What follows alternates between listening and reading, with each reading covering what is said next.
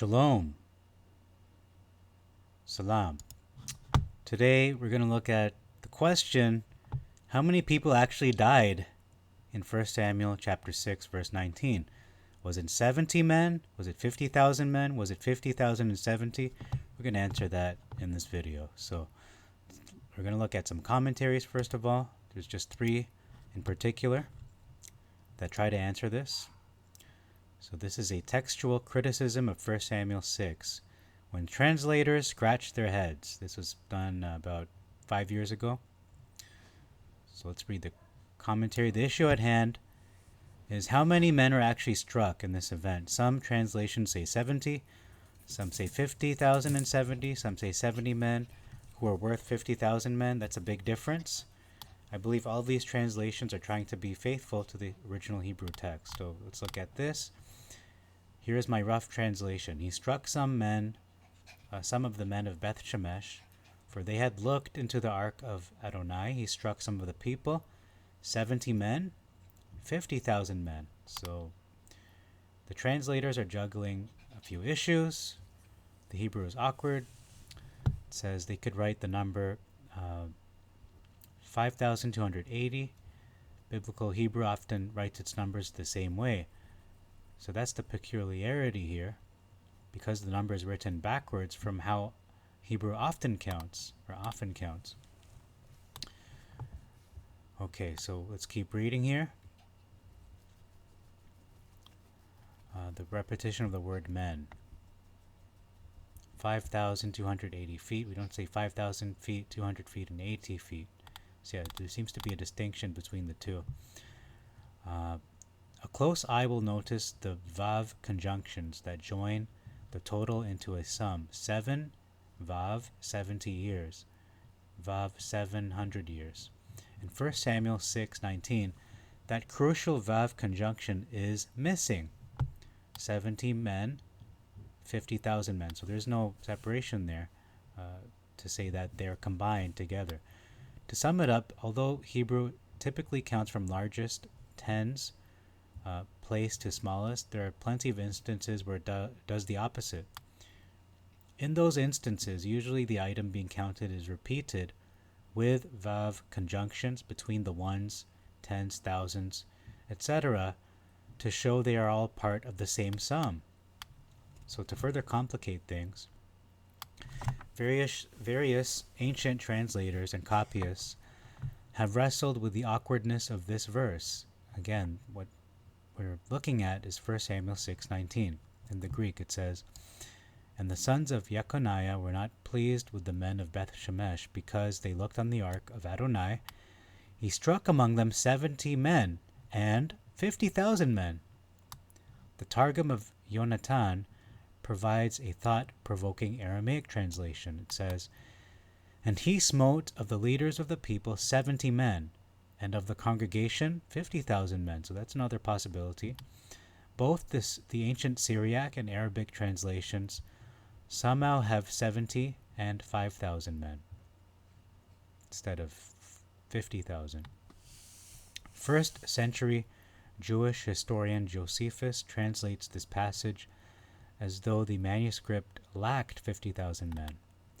But the wrath and displeasure of Elohim went forth, such that 70 of those from Beth Shemesh village, being struck down, were put to death. So it lacks the 50,000. There are 3 Hebrew manuscripts from the 12th century that lack the words 50,000 men. So these are the manuscripts that the ESV and CSB translations have chosen to follow. Okay. Interpretation. One reason for noggin scratching is that it's hard to conceive of an outlying farming village in the territory of Judah having 50,070 inhabitants. While I sympathize with this difficulty, it's hardly reason on its own to alter the text.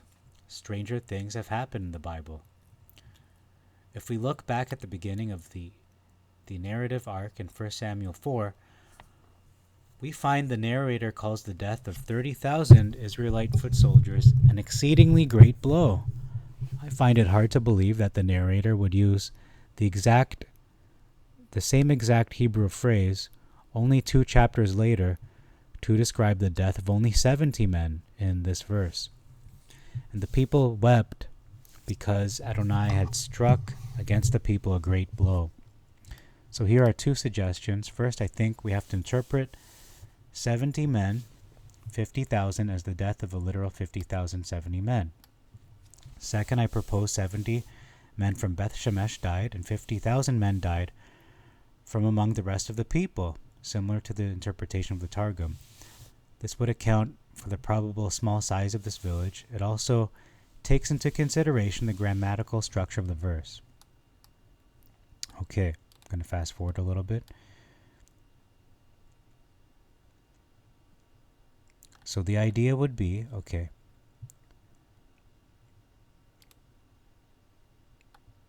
if you look at the translation again, it shows a grammatical correspondence that does not come across in many of the translations, but there it is in Hebrew.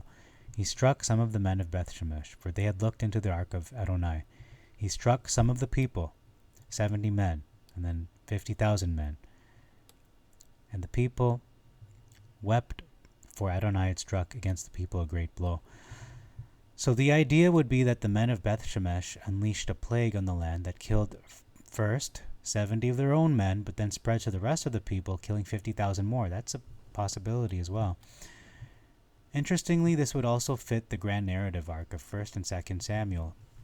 If you know the two books, this great blow at the beginning of 1 Samuel is mirrored at the end of 2 Samuel by the great blow that followed David's census. There, David's sin has drastic consequences for the whole people. 70,000 die from pestilence. So I see this as further reason to believe the strike began in the small farm village of Beth Shemesh and then spread to all the people, killing 50,000 and 70 in total. It's important to realize that whether it was 70 or 50,000 and 70, the point of the story is holiness of the Lord. Okay, so that's an interesting interpretation. Let's look at this one first, Ellicott's commentary. So the controversy lies in the number being killed. Here it is perfectly clear the present Hebrew text, which the English version literally renders as corrupt, the system of writing letters for numbers, as we have seen, constantly has occasioned great discrepancies in the several versions. Here the arrangement of the letters, which express this enormous number, is quite unusual, and taken by itself would be sufficient to excite grave doubts as to the accuracy of this text. The number of killed, the ones who were killed, is 50,000 and 70. That is simply inconceivable. Beth Shemesh was never a large or important place. There were in fact no great cities in Israel. The population was always a scattered one, the people living generally on their farms. Dean Painsmith computes the population of Jerusalem in its best days as under 70,000. So we have various versions, Septuagint, that vary in their rendering of these astounding figures. Josephus, in his account of this occurrence, speaks of the smitten as numbering 70 only. This is probably the correct number. A strange reading, which the Septuagint inserts here, deserves to be quoted. It is another proof of the uncertainty of the text at the close of the 6th chapter. And we just read that. So, Erdman is inclined to believe the Septuagint version represents the true text, and so he comments on it. The reason of the sudden death of the 70 of the race of Jeconiah is their unsympathizing and therefore unholy bearing towards the symbols of God's presence among his people, which showed a mind wholly estranged from the living God, a symptom of the religious moral degeneracy, etc. Okay, one more from the pulpit commentary from this tab. Okay, the Septuagint ascribes the sin not to all the people, but to the sons of Jeconiah, who were not glad when they saw the ark, and he smote them. That doesn't make sense. Why would he kill Jeconiah because they're not glad? Oh, they were not glad. Okay, I initially read this as the sons of Jeconiah were not glad that the people saw the ark, but this seems to imply that they were not glad when they saw the ark. Like they're supposed to be happy, but they were not happy. So that could be taken two different ways. They're not happy that the people saw the ark, because they were displeased, or they were just not happy to see the ark where they should have been. But isn't it a sin to see the ark at all? The numbers are evidently wrong. 50,000 men would imply a population of 250,000 people, whereas Jerusalem never really had a population of even 70,000. There were no large cities among the Israelites, but a scattered population.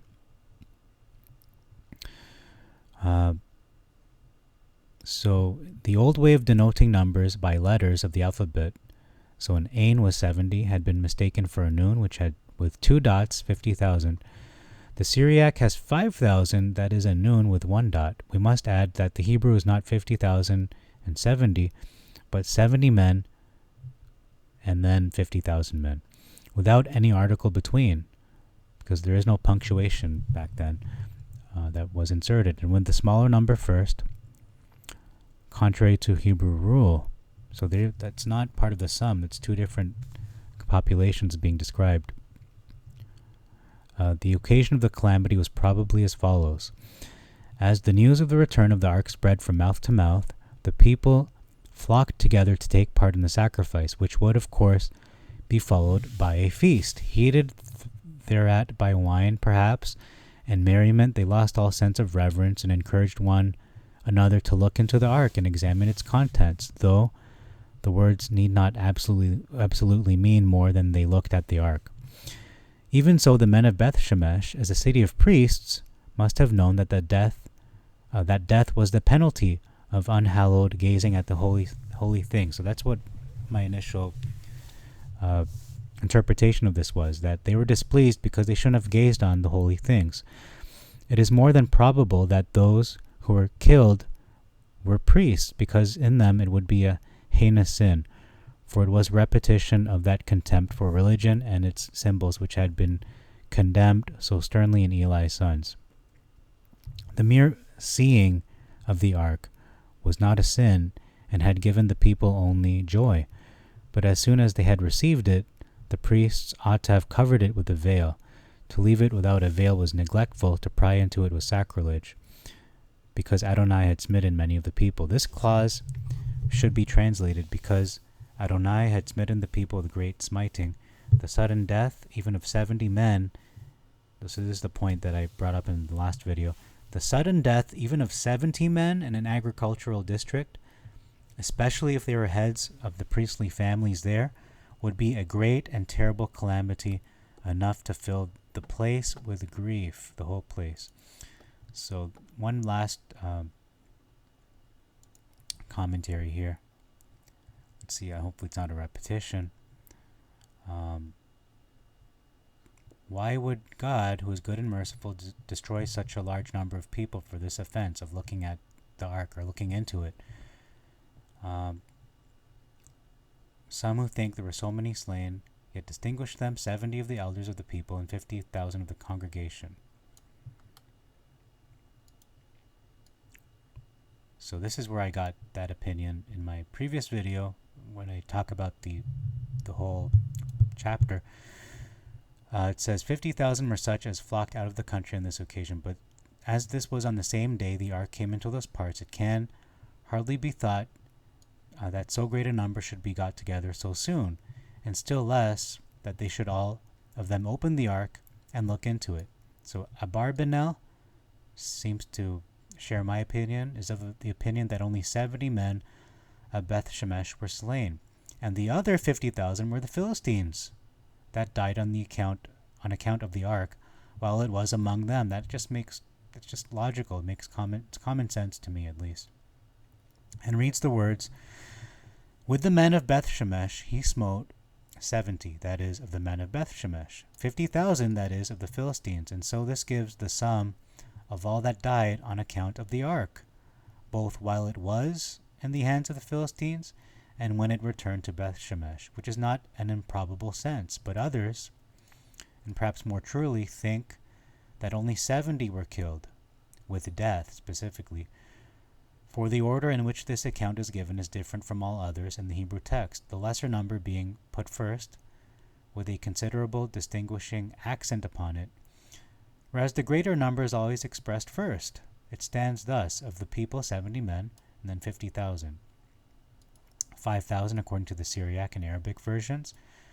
Josephus, again, 70. And then there's an interpretation to say 70 lives were equal to 50,000 because they were very prominent people, perhaps, or respected so much. Bocart's sense seems to be preferable to all. That there is a defect of the particle out of, so to be read, either 70 men out of 50,000. That's another possibility. Maybe the population was 50,000, only 70 died. And that out of the 50,000 that flocked on this occasion from various parts, 70 were killed for the reason before given, or rather 70 men. 50 out of 1,000 men. That is a 20th part of the number of them. Okay, that's a little complicated. I don't think it's that overly complex. So that out of 1,400, 70 men were struck with death for their curiosity. So they're using some kind of ratio, 70 out of 50 of 1,000 men.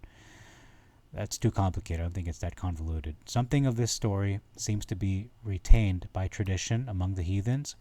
We are told that when Troy was taken, an ark was found in which was the image of Bacchus, which being opened by Eurypylus, he was struck with madness as soon as he saw the image. Last paragraph. And the people lamented because Adonai had smitten many of the people with a great slaughter. I see no occasion for the supplement many. It was a great slaughter, if we consider the awful manner in which it was made, by thunder and lightning, as many as may be supposed.